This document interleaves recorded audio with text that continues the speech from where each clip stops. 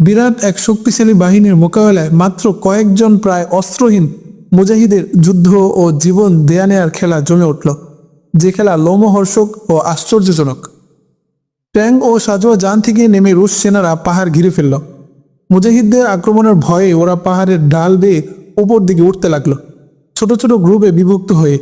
এমত অবস্থায় মুজাহিদদের আক্রমণ করা ছাড়া বিকল্প পথ ছিল না। সামান্য গোলা বারুদ যা ছিল তা ছুটতে শুরু করলো। মুজাহিদদের আক্রমণ থেকে বাঁচার জন্য রুশ বাহিনী গাছের আড়ালে লুকিয়ে পড়ল আর কিছু সংখ্যক নিচের দিকে দৌড়ালো। ফায়ার করার ফলে রুশ বাহিনীর কাছে মুজাহিদ দলের অবস্থান চিহ্নিত হয়ে গেল।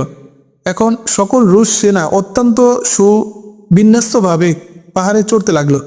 রুশ বাহিনীর ধারণা মুজাহিদদের কাছে গোলা বারুদ তেমন নেই, এজন্য যখনই মুজাহিদরা গুলি করত ওরা গাছের আড়ালে না হয় ট্যাঙ্কের আড়ালে চলে যেত। এভাবে এগুতে এগুতে প্রায় মুজাহিদ অবস্থানের কাছে পৌঁছে গেল রুশ